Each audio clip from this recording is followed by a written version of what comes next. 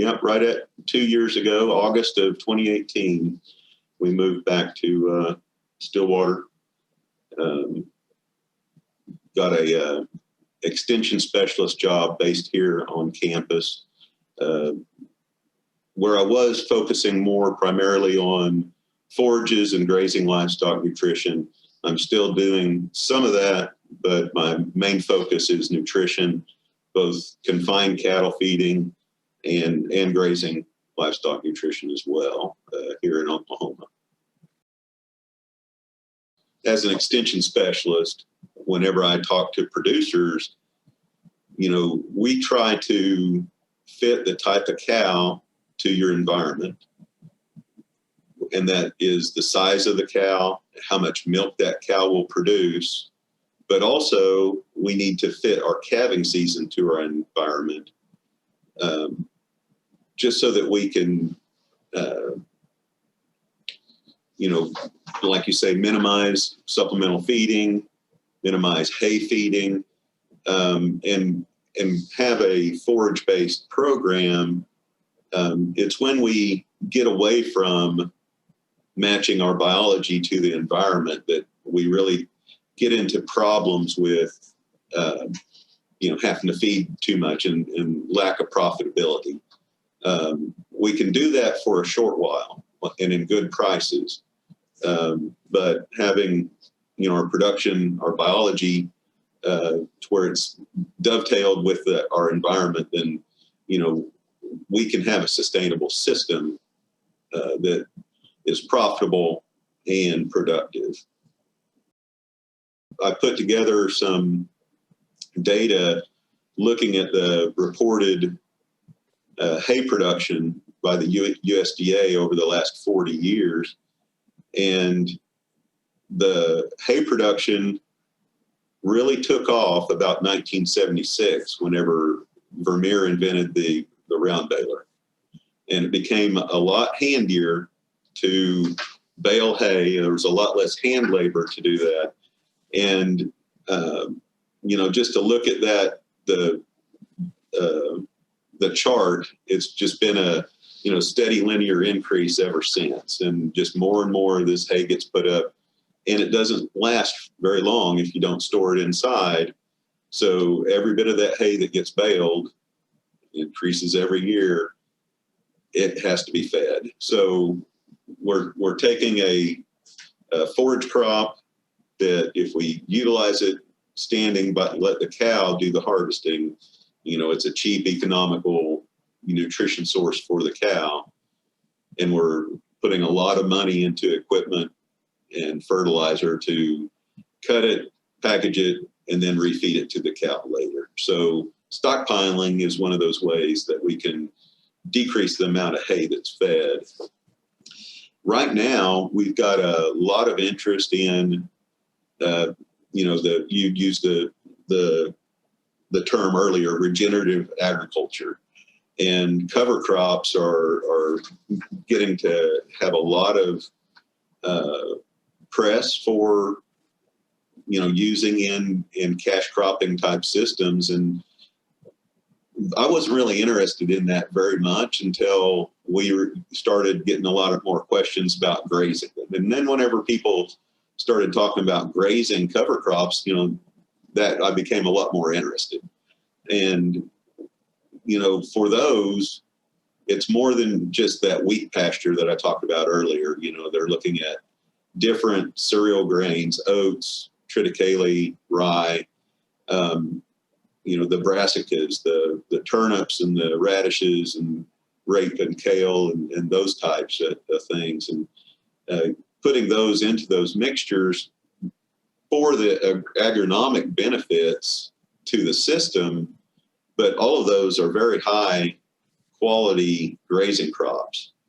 And, there's some tricks. Some of those, the brassicas especially, cattle like to graze grass. They are resistant to a lot of those brassica type crops until they're exposed to them. And then once they realize they're edible, they will start grazing them. And usually that's after the frost, whenever the sugars start increasing.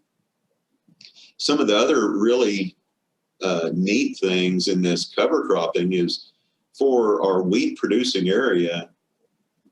Used to, we had just a tillage type fallow system on our continuous wheat, and they would just start, after wheat harvest, start plowing and continue plowing all summer, keeping a denuded, basically just dirt field out there all summer.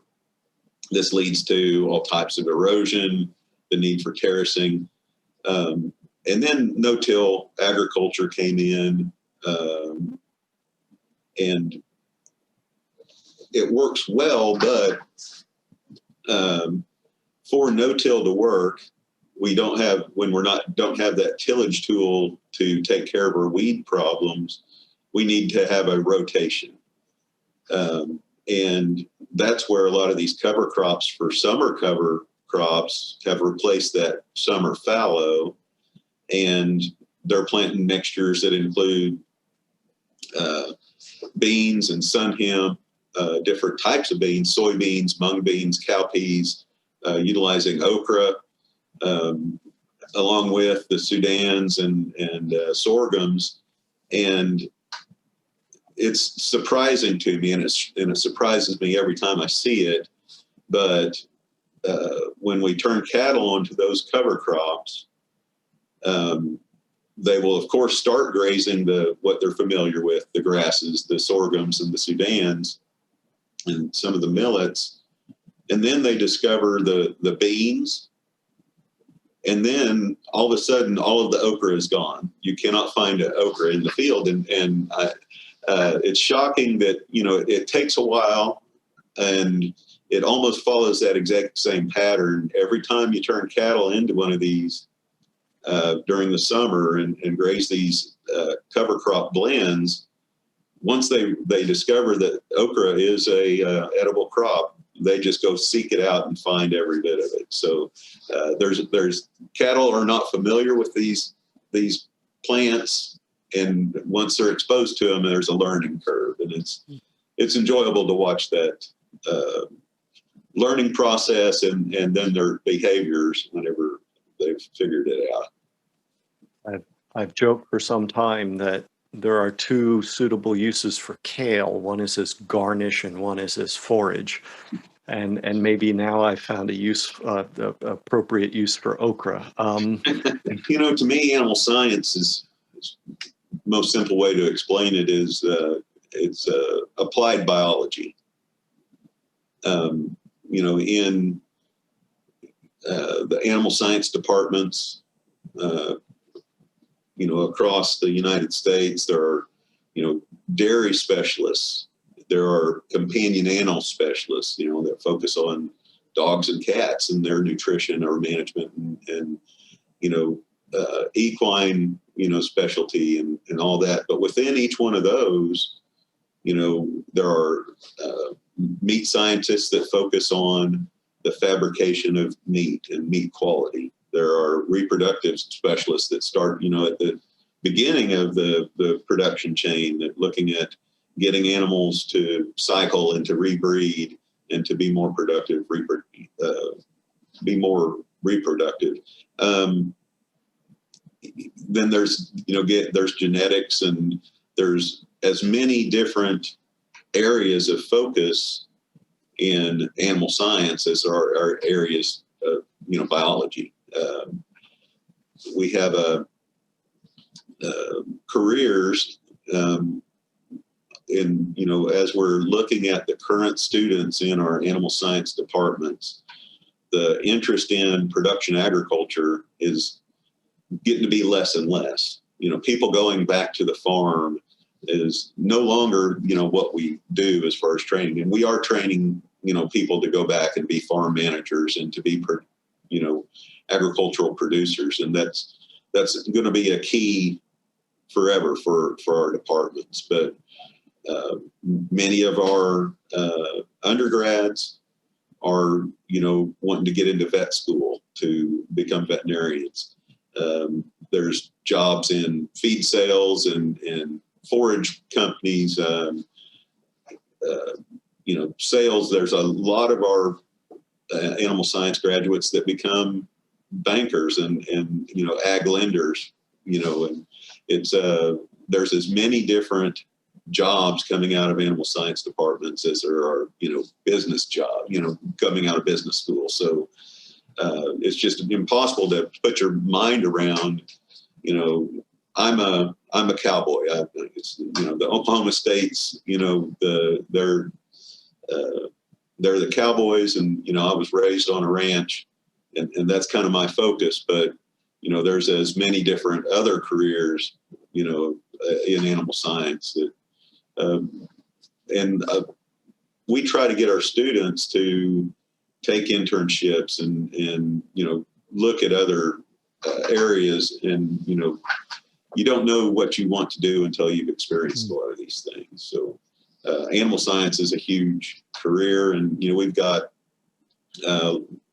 quite a few of our graduates go into medical school and other different types of programs you don't normally associate with just a bunch of Aggies. So I'm smiling because I want to see what happens when someone who's well trained in animal nutrition gets into medical school and goes, "What?